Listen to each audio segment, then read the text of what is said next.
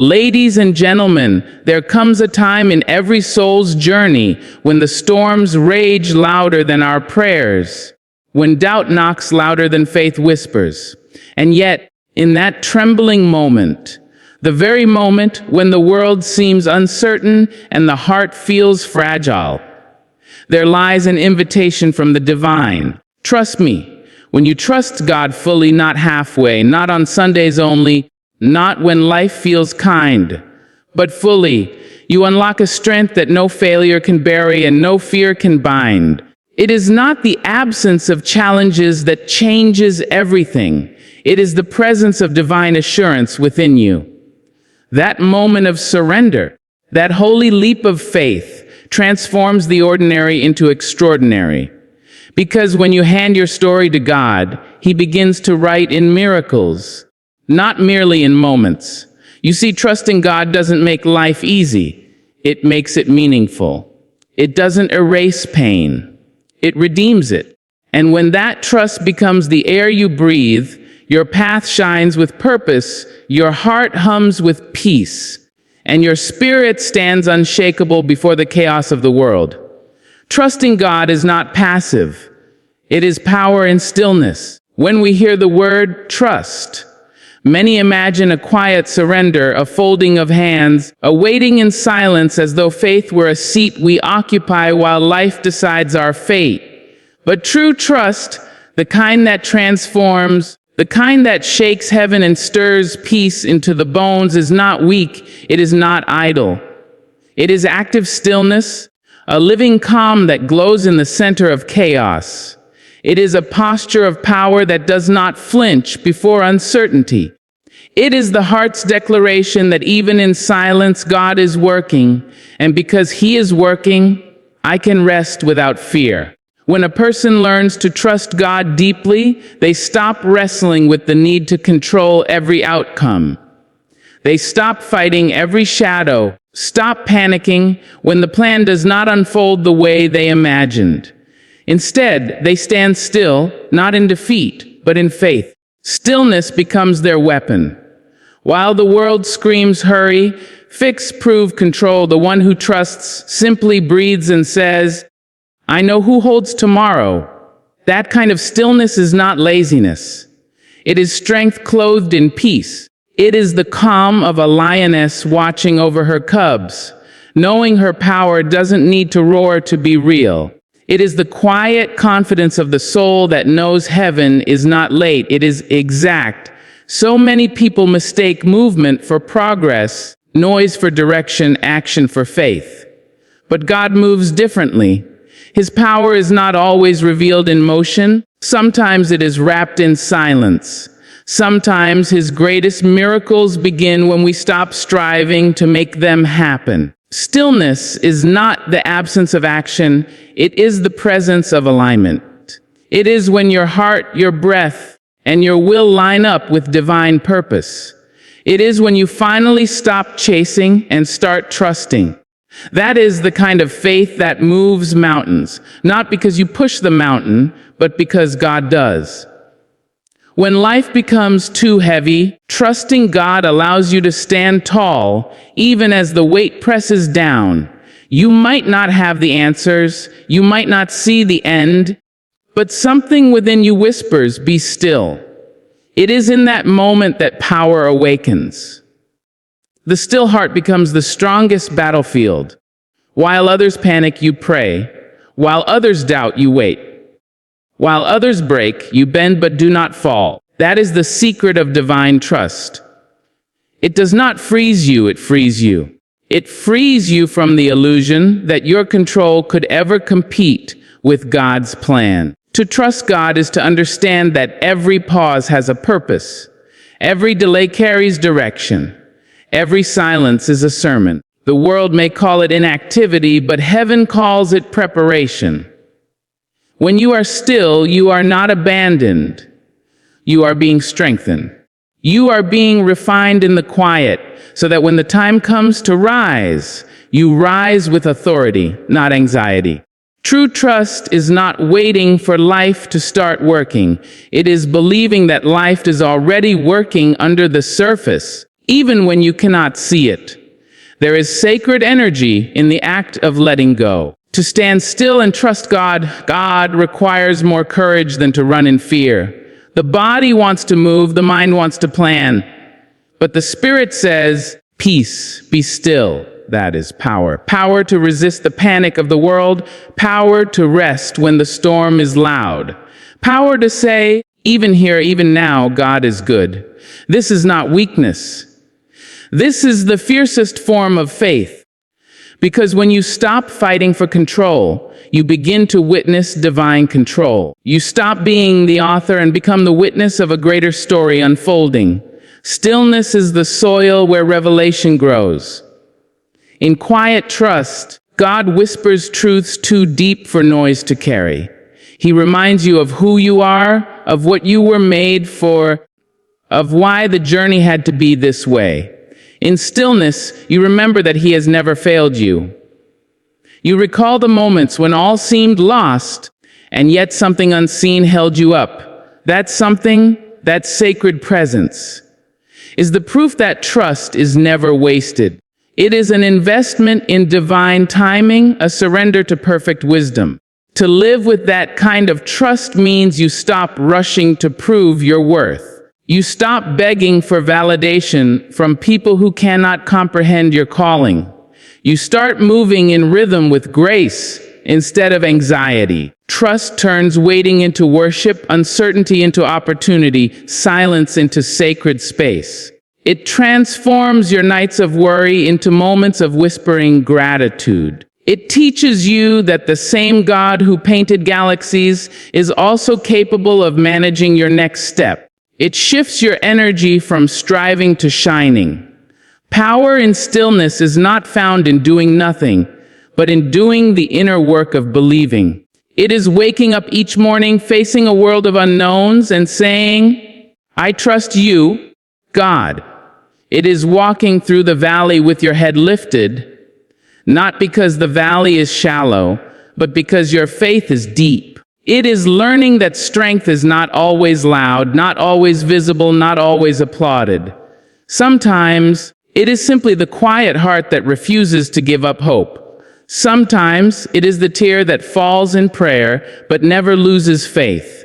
Sometimes it is the pause between words that says more than 1,000 speeches could. When you trust God, your stillness becomes contagious. People will look at your calm and wonder where it comes from. They will see storms raging around you, yet peace reigning within you, and they will ask, how? And you will smile, not out of pride, but out of knowing. Because trust turns chaos into clarity. It teaches you that your life is not in the hands of circumstance, but in the hands of the Creator who commands the sea to settle and the wind to rest. There is a sacred lesson in every moment you choose stillness over struggle. The lesson that your energy is too precious to waste on fear. The lesson that your time is too divine to spend chasing what God already promised. The lesson that when you align with divine rhythm, things begin to unfold without force. Doors open without knocking. Paths clear without pushing. Opportunities arrive without pleading. That is the mystery of faith. It moves without movement. It acts without effort. It achieves without anxiety. The soul that trusts does not rush. It does not demand, it declares. It declares that whatever is meant will meet you, that whatever is delayed is being prepared, that whatever feels lost is being rewritten in better ink. Stillness says, I am not forgotten.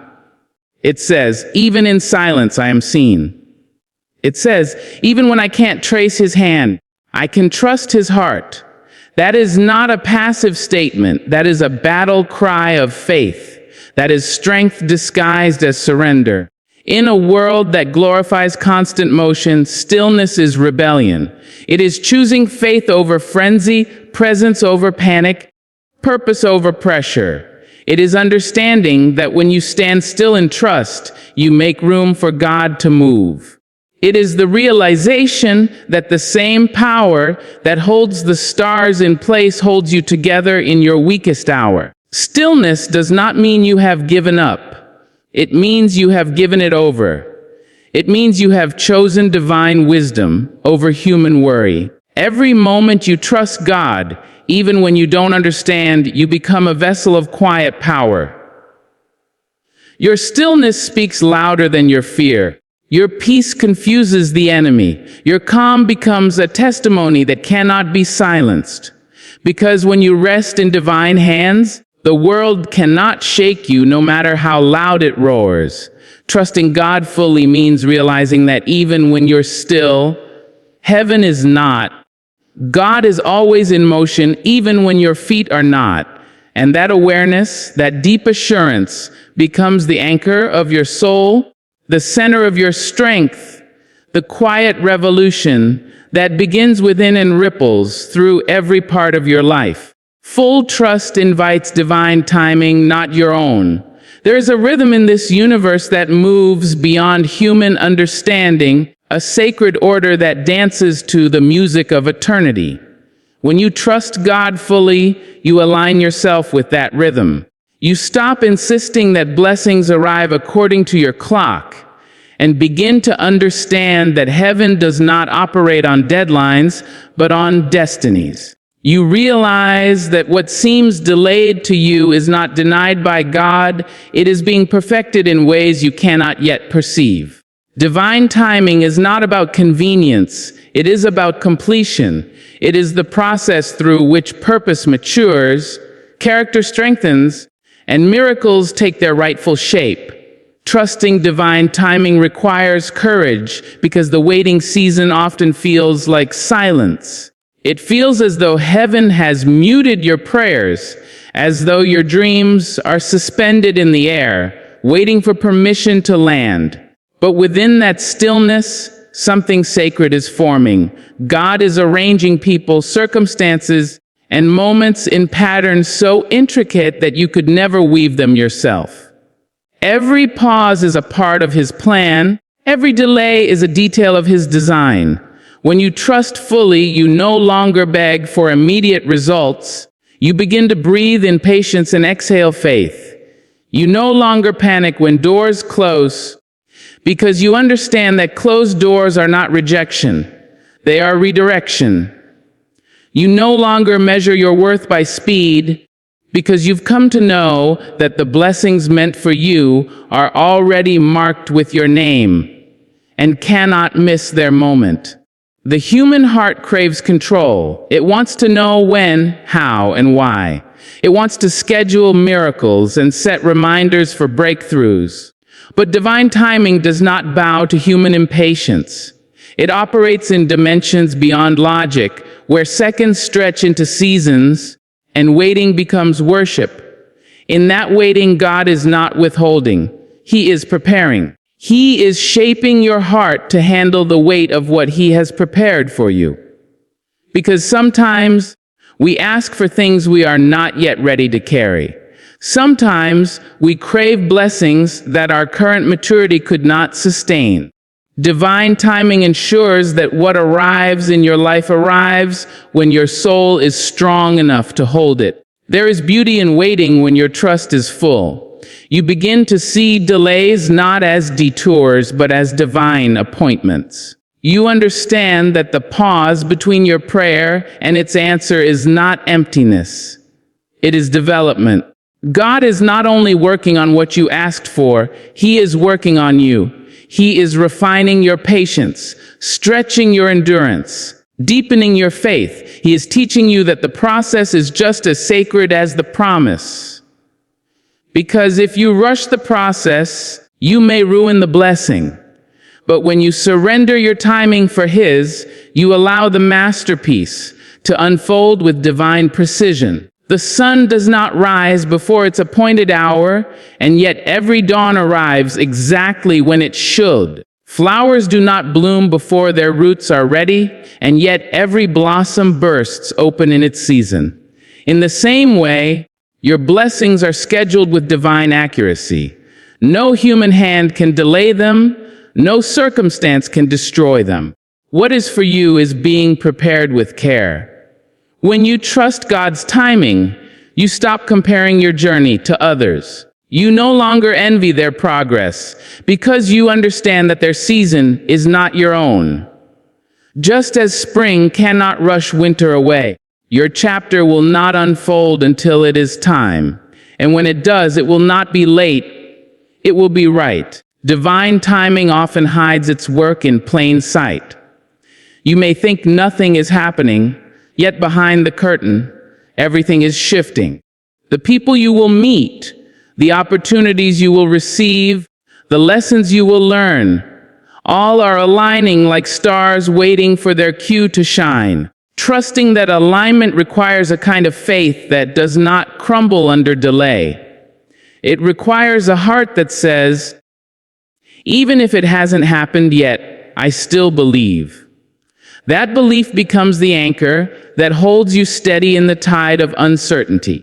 It is in that unwavering faith that miracles find their way to you, not because you demanded them, but because you were ready to receive them.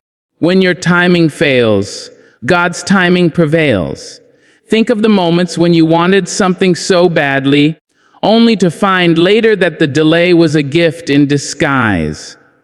The job you didn't get, the person who walked away, the door that stayed closed, all of it was divine protection disguised as disappointment. Trust allows you to look back and see that every unanswered prayer was a rerouting towards something better. Every detour was a hidden deliverance.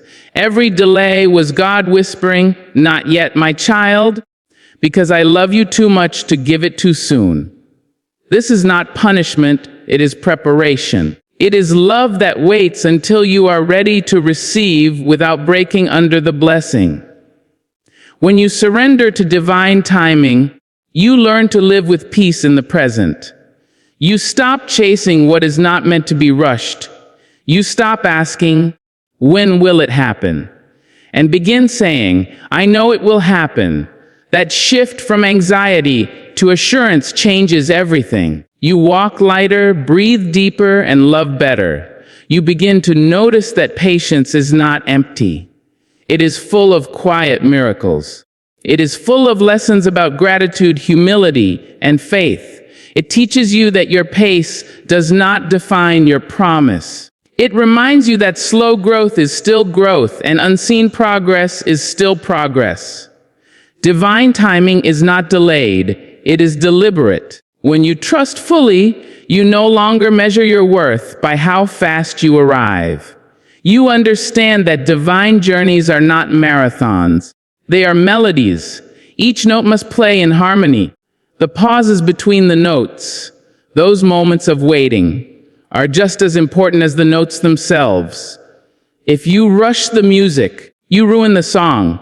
God's timing is like that, a composition too beautiful to be hurried, too sacred to be edited. Every rest, every crescendo, every quiet space is part of the divine arrangement that makes your life sing. To trust divine timing means to release the illusion of urgency. It is to recognize that you are not late, you are not behind, you are not forgotten.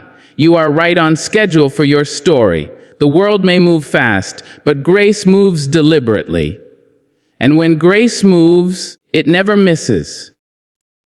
The very thing you're praying for is already in motion. It's just moving on a timetable bigger than yours. It's crossing paths you can't see, moving through people you haven't met, weaving through places you haven't gone yet. When it arrives, it will make sense why it couldn't have come sooner. Because then, and only then, you will be ready to handle it with wisdom, gratitude, and strength. Waiting on divine timing does not mean doing nothing. It means doing the inner work of readiness. It means using this time to grow, to heal, to learn, to become. It means becoming the version of yourself who can carry the blessing with grace. God's timing is not just about what you get, but who you become while you wait. Every test of patience is a lesson in trust. Every slow season is a classroom for your faith. Every delay is a seed of destiny buried deep, waiting for the right season to rise. And when it blooms, it will bloom abundantly because it will have deep roots watered by faith and not by fear. Divine timing is perfect, even when it feels painful. The space between asking and receiving is sacred.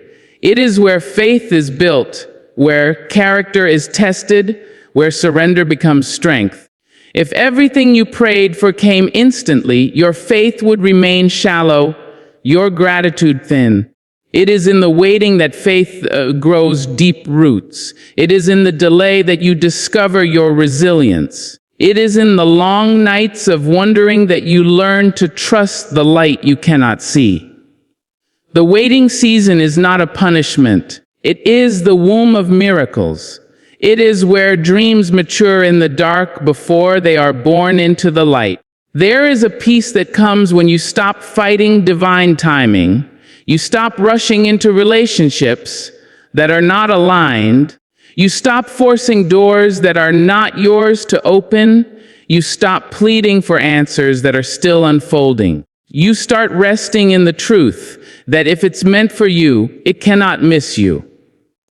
What belongs to you will come at the right time, in the right way, through the right hands. You begin to find joy even in the not yet, because you know it is only a matter of when, not if. And that kind of joy, that quiet confidence, makes the waiting holy.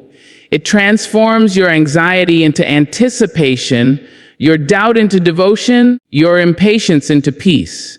The universe itself is patient. Every star was once a cloud of dust. Every ocean wave traveled miles before it kissed the shore. Every sunrise took its time to break the horizon. Nothing that is truly divine happens in haste. The same God who shaped galaxies with precision is shaping your path with care. The same hand that orchestrated creation is orchestrating your story. Trust that hand. Trust that timing. For in the fullness of time, everything beautiful finds its way to the surface. And when it does, you will understand that every second of waiting was worth it. When you let go of control, you gain divine clarity. The need to control is rooted in fear, the fear of loss, the fear of uncertainty, the fear that if you stop holding everything together, everything will fall apart. But true faith begins where the illusion of control ends. You cannot hear the voice of God while your hands are gripping the wheel too tightly. When you release control, you create space for divine wisdom to flow in, for understanding to rise from stillness rather than panic. Clarity does not come from striving, it comes from surrender. It comes from trusting that there is a plan greater than the one you are trying to force into existence. We live in a world that teaches us to chase, to plan, to predict, to manipulate outcomes. Society celebrates the hustler, the planner, the one who never stops moving. Yet, in the spiritual realm, control is not strength, it is blindness. Because the more you try to control, the less you can see.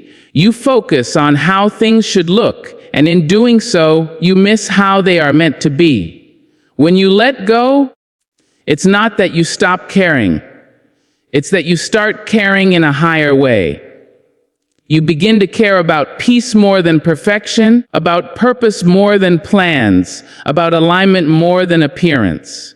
That shift opens your eyes to truths that control could never show you. Control clouds the soul like dust on a mirror. You keep trying to see what's ahead, but your own fingerprints blur the reflection. When you release control, you allow the divine to wipe it clean. Suddenly, you see things as they are meant to be seen, not through the lens of fear, but through the light of faith. You start to notice signs you used to overlook, hear whispers you used to ignore, sense guidance that was always there but drowned out by your need to manage everything. That is divine clarity, the quiet knowing that comes when you stop demanding answers and start receiving wisdom. Letting go of control is not a single act, it is a daily practice of trust. It is waking up every morning and saying, God, I don't need to know how this will unfold. I just need to know you are in it. It is walking through uncertainty with peace instead of panic, believing that the one who guides you will not let you stumble. When you stop forcing outcomes, you begin to see divine order in every moment. The conversation that didn't go your way, the opportunity that slipped away, the plan that didn't work out. Each one becomes a message, not a mistake. You begin to recognize that nothing in your life happens by accident. Every detour carries direction. Every delay hides instruction. The ego thrives on control. It wants to prove it knows best, that it can predict, manipulate, and fix. But the soul is not built for control, it is built for connection. When you let go, your ego trembles, but your spirit rejoices. Because the spirit knows that surrender is not giving up, it is giving into divine flow. It is no longer about making life obey you. It is about moving in rhythm with life itself. And in that rhythm, clarity blooms effortlessly. You stop asking, why me? And start asking, what is this teaching me? You stop fearing what's ahead and start trusting that every step, even the uncertain ones, is sacred. Control is exhausting because it keeps you living in a constant state of tension. You plan, you predict, you prepare, yet life moves in directions your plans never considered. The more you try to grip it, the more it slips away. Like holding sand in your hand, the tighter you squeeze, the more you lose. Letting go doesn't mean losing control. It means releasing the illusion that you ever had it. It means exhaling the pressure to know everything and inhaling peace that surpasses understanding. That is when divine clarity steps in. When the noise of control quiets, intuition speaks. When the chaos of overthinking settles, truth surfaces. You begin to see that control is often a shield we use to protect ourselves from disappointment.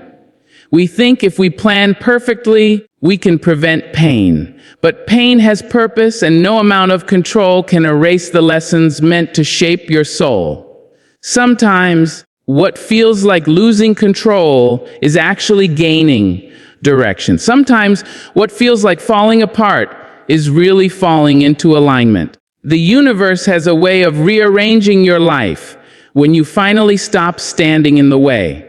When you let go, you stop micromanaging miracles. You stop trying to dictate how they should look or when they should come. You start to trust that God knows the perfect sequence, the perfect people, the perfect place for your blessing to bloom. Divine clarity comes softly. It does not shout, it whispers. It does not demand, it invites. It appears in the quiet moments when your heart has stopped struggling and your mind has surrendered the need to understand. You begin to sense things not through logic, but through peace. You know when to move because something within says, now. You know when to wait because peace tells you not yet. That inner knowing is what control blocks and surrender unlocks. The more you fight to force clarity, the more confused you become. But the moment you release, the fog begins to lift. There are times when control makes you miss the beauty of divine detours.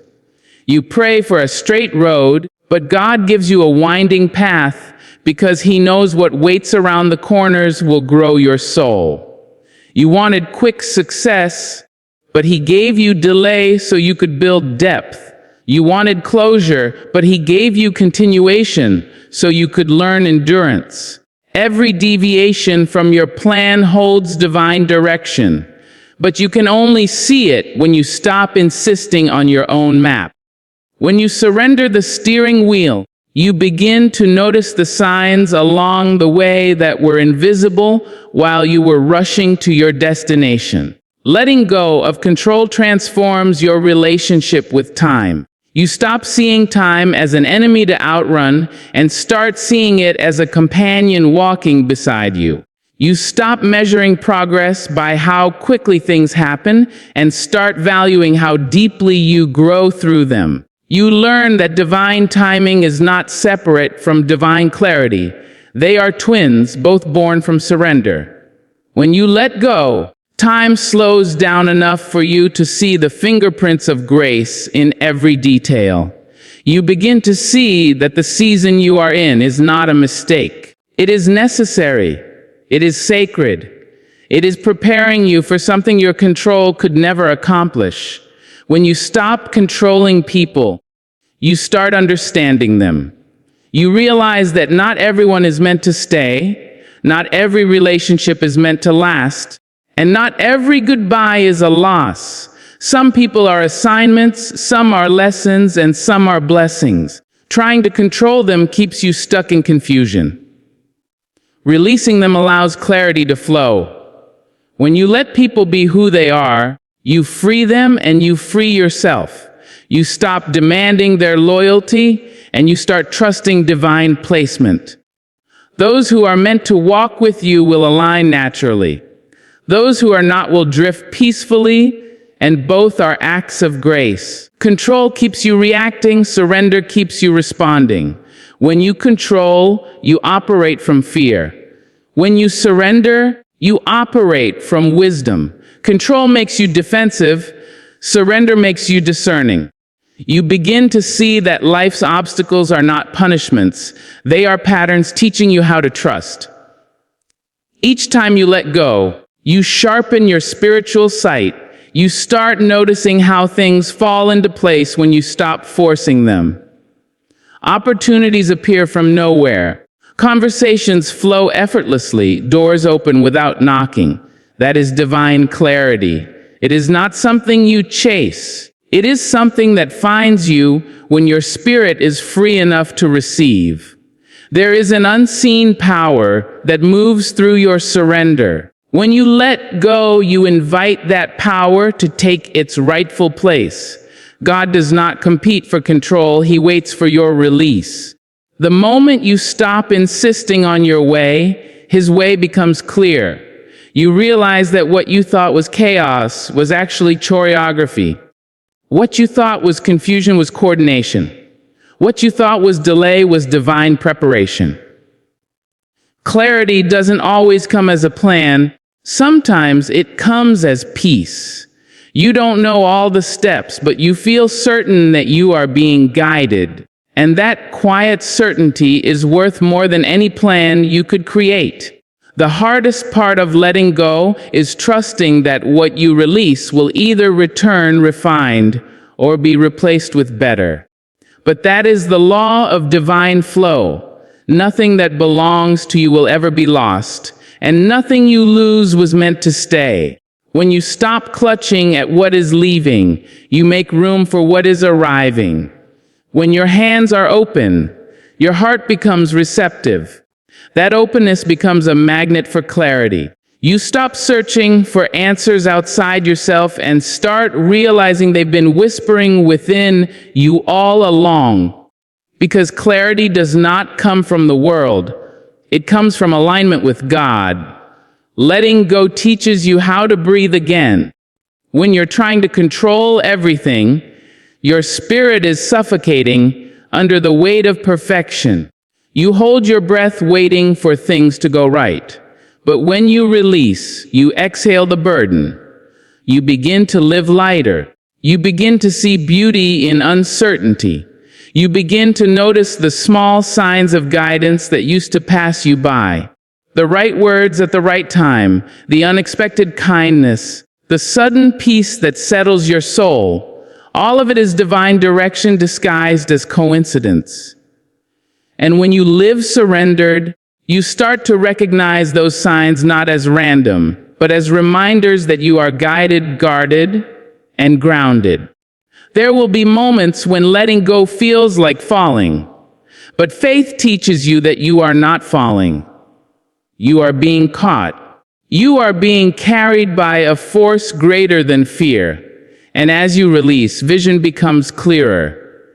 You start to see how everything connects, how every loss led to a gain, how every ending was a beginning. Control kept you blind to that beauty, but surrender opens your eyes wide. You begin to understand that life does not need your management, it needs your mindfulness.